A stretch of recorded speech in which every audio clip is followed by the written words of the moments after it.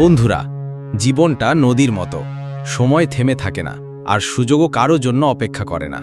কিন্তু অনেকেই সময় থাকতে নিজের চোখ খোলে না, নিজের বুদ্ধি জাগিয়ে তোলে না। ফলাফল একদিন এসে বুঝতে পারে যা হারিয়েছে তা আর ফেরানো যাবে না।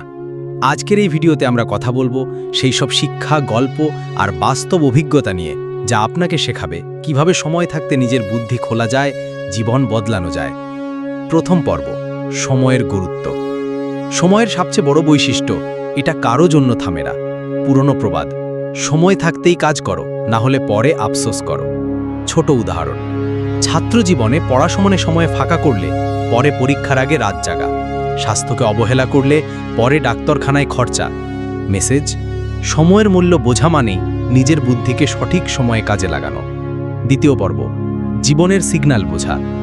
জীবন মাঝে মাঝে আমাদের সংকেত দেয়।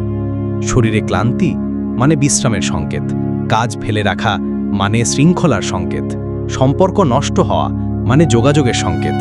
যারা এই সংকেত উপেক্ষা করে তারা বিপদ ডেকে আনে। টিপস, প্রতিদিন নিজেকে প্রশ্ন করুন, আজ আমি যা করছি সেটা আমার আগামীকালকে ভালো করছে তো? তৃতীয় পর্ব, ভুল থেকে শেখা। নিজের ভুলকে লুকানো নয়, বরং শেখার সুযোগ হিসেবে নেওয়া। উদাহরণ, ব্যবসায় ক্ষতি হলে কারণ বিশ্লেষণ করে নতুন স্ট্র্যাটেজি নেওয়া। পরীক্ষায় ফেল করলে পড়াশোনার পদ্ধতি বদলানো। গল্প, একজন লোক প্রতিবার একই জায়গায় গর্তে পড়ত, শেষে সে বুঝল পথ বদলালেই সমস্যার সমাধান হবে। চতুর্থ পর্ব, দেরি না করে সিদ্ধান্ত নেওয়া। দেরি করা মানে সুযোগ হাতছাড়া করা। সঠিক সময়ে সঠিক পদক্ষেপ, যেমন বীজ রোপণের মৌসুমে চাষ না করলে ফসল মিলবে না। Real life tips: 1. ছোট সিদ্ধান্ত দ্রুত নিন। 2. বড় সিদ্ধান্তে যুক্তি ও তথ্য ব্যবহার করুন, কিন্তু অনন্ত দেরি করবেন না। পঞ্চম পর্ব, আত্মশাসন ও ধারাবাহিকতা। শুধু বুদ্ধি খোলা নয়, সেটি ধরে দেখার জন্য অভ্যাস জরুরি। প্রতিদিন ছোট ছোট কাজ করে বড় সাফল্য আনা যায়। উদাহরণ, প্রতিদিন 20 মিনিট বই পড়লে 1 বছরে অন্তত 12 থেকে 15টি বই শেষ হবে। ষষ্ঠ পর্ব, সঠিক মানুষের সঙ্গ।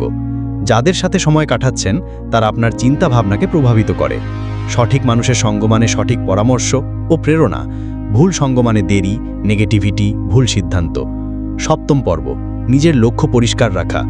লক্ষ্য অস্পষ্ট হলে বুদ্ধি খোলার সুযোগও কমে যায়।